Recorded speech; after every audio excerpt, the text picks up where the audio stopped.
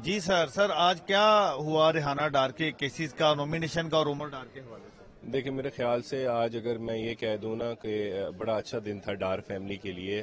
Lahore high court میں تو مبالغہ رہی نہیں ہوگی.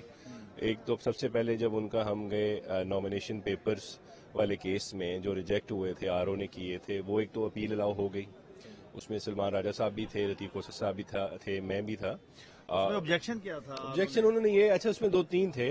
ایک تھا یہ سوشل سیکیورٹی کے 2 لاکھ روپے نہیں دیے ہوئے, وہ ہم نے دیے ہوئے تھے, رسید دکھا دی. پھر انہوں نے دوسرا یہ لگایا تھا کہ جی ایک ٹسون گاڑی ہے ہنڈائی کی, وہ ڈکلیئر نہیں کی ہوئی, وہ ریٹرنز میں ڈکلیئر تھی, وہ بھی دکھا دی.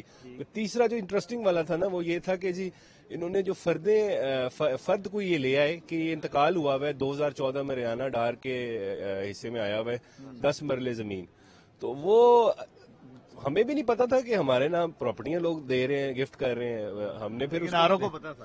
ہاں آر او کو پتا تھا. مزے کی بات ہے وہ آر او اے ڈی سی آر بھی ہے, اسی کے ہاتھ سے وہ سمجھے فرد نکلی ہوئی ہے, نیچے سے وہ سارا ملا اس کے نیچے کام کرتا ہے. خیر انہوں نے ریجیکٹ کر دی کہ آپ نے پراپرٹی چھپائی. تو ہم نے جب وہ فرد دیکھی پہلی دفعہ تو اس میں دیکھا وہاں پہ اوور رائٹنگ ہوئی ہوئی ہے, 40 کو 20 کیا ہوا ہے, 40 کو 20 کیا ہوا ہے, صاف نظر آ رہا ہے. ہاں اور دوسری چیز یہ ہے کہ ساتھ انہوں نے وہ جہاں پہ جب عبارت ختم ہو جاتی ہے نا, جب ایک ٹرانزیکشن کمپلیٹ ہوتی ہے اس کے نیچے فردر کچھ نہیں لکھا جا سکتا. فردر اور ایک رائٹنگ میں لکھ دیا گیا. اور یہ مزے کی بات ہے یہ خود نہیں لینے گئی, ان کے بہاف پہ کوئی آتھرائزڈ پرسن جو تھا وہ ان کی ٹرانزیکشن کر رہا تھا, جس کو نہ میں یہ جانتے ہیں نہ ان کے پورے خاندان میں کوئی جانتا ہے. تو ایک فرضی سی فرد بنا کے ریونیو ریکارڈ کو چھیڑا بوگس کو, اور یہ ان کے نام کر کے ان کو صرف ڈسکوالیفائی کر دیں. لیکن وہ کون ہے ان کے پیچھے جو ان کو ڈسکوالیفائی کروانا چاہتے ہیں؟ دیکھیں میرے خیال سے جو ہم نے جب بھی کوئی چیز دیکھتے ہیں نا, سب سے پیچھے اس کے موٹو دیکھتے ہیں. موٹو تو ان کے میرے خیال سے سیاسی مخالفین کا ہی مجھے نظر آ رہا ہے, وہی ہو سکتے ہیں.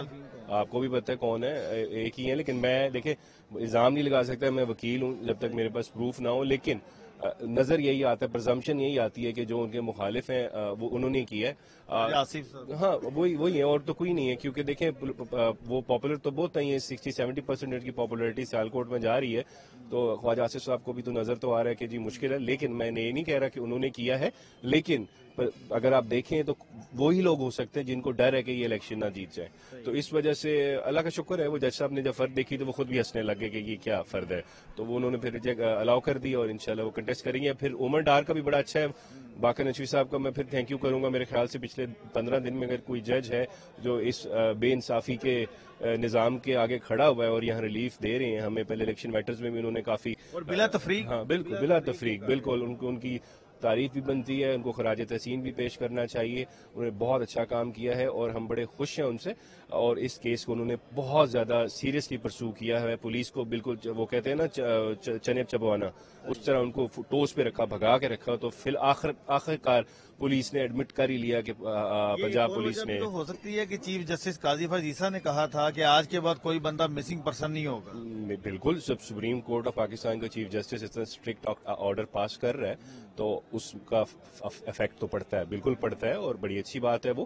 لیکن دیکھیں وہ تو ایک جرنل تھا نا, لیکن نقوی صاحب تو اس کیس میں بالکل انوالو ہو کے وہ بڑا ہماری ہیلپ کر رہے تھے. پولیس کو بار بار بلا رہے تھے, ان سے پوچھ رہے تھے سی سی ٹی وی فوٹیج لاؤ سارا کچھ. تو پھر آخرکار پولیس نے کہہ ہی دیا کہ جی گجرات سے اریسٹ ہوئے ہیں 8 تاریخ کو, ہاں, اور ہم نے سیالکوٹ پولیس کے حوالے کر دی ہے. اور اب وہ یہ اہم بات ہے پولیس اسٹیشن کینٹ میں ہے. تو یہ اچھی بات ہے. یہ اس کا آپ کو کریڈٹ دیکھیں میرے خیال سے آپ کو دینا چاہیے. ہماری جو جوڈیشری ہے اس کو انہوں نے پولیس کو کلوز رکھا, کیونکہ کچھ ویڈیوز تھیں جس سے پولیس امپلیکیٹ ہو رہی تھی. اس وجہ سے جیسے جیسے الیکشن کا وقت قریب آ رہا ہے, خان صاحب کی تحریر کے بہت چرچے ہیں جو پرنٹ ہوئی ہے انٹرنیشنلی. تو خان صاحب پہلے کتاب بھی لکھ چکے ہیں. خان صاحب آکسفورڈ سے پڑھے ہوئے ہیں, لکھتے رہتے ہیں, تو اس میں کون سی کوئی نئی بات ہے. کس کو لکھوایا انہوں نے؟ نہیں خان صاحب دیکھیں میں طرح سے جیل سے چلا گئی. اچھا میں آپ میرے خیال سے گئے نہیں, میں آپ کو ویسے بتاتا ہوں. میں نے تو وہاں پہ ٹرائلز پہ گیا ہوں. وہ تقریباً 100-150 فٹ بڑا کمرہ ہے. تو وہاں پہ ایک ٹائم پہ تقریباً 15 سے 20 لوگ ہوتے ہیں, وکیل وغیرہ ملا کے ان کی فیملی ساری, اور سارے پڑھے لکھے لوگ وہاں پہ جاتے ہیں جتنے بھی ہوتے ہیں. تو وہاں پہ آپ خان صاحب کے ساتھ 5-6 گھنٹے گزارتے ہیں ٹرائل والے دن. تو وہاں پہ خان صاحب کو ماشاءاللہ انگریزی بڑی اچھی آتی ہے. وہ بیٹھے بیٹھے میرے خیال سے آرام سے لکھوا سکتے ہیں. جو لیٹرز بھی لکھتے تھے خان صاحب کو لکھوایا ہوگا.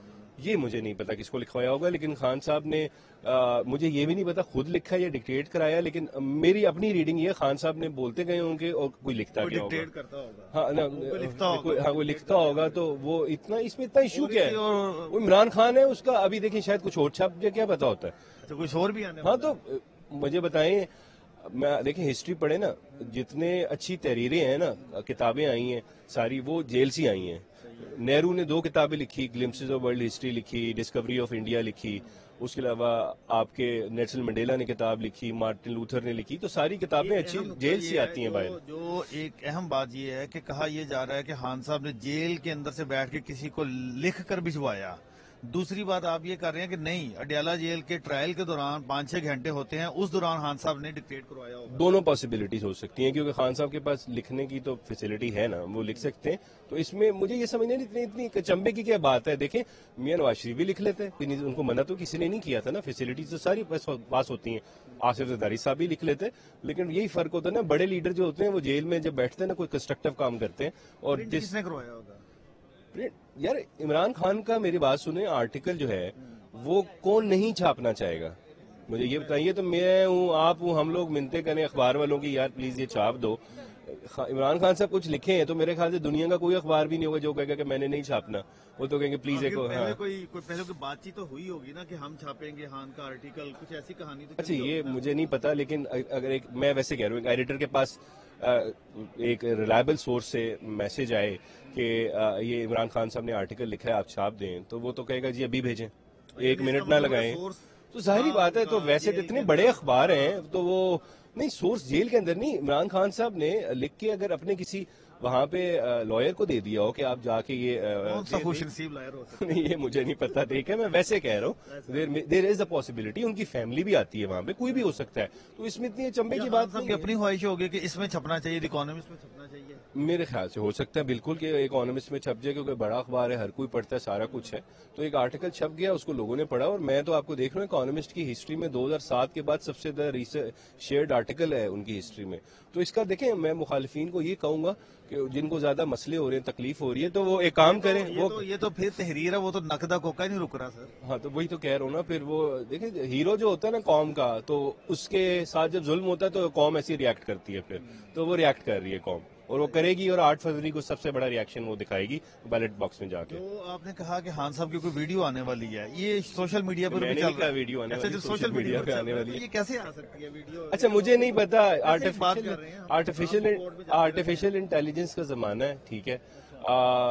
مے بی کچھ ان کا اس سے related who, I am not aware. دیکھیں میں اصل میں پتا میں اس وقت نا ایشو یہ ہے کہ کچھ شارٹ کمنگز یہ ہیں کہ میں کچھ بات یہ بتا نہیں سکتا، نالج نہیں ہے میرا. کیونکہ آپ کے سامنے ہے، میں ڈیالہ نہیں جا سکا پچھلے 20 دن، کیونکہ میں یہاں پھنسا ہوں. سارے کیسز آپ کے سامنے ہی ہیں.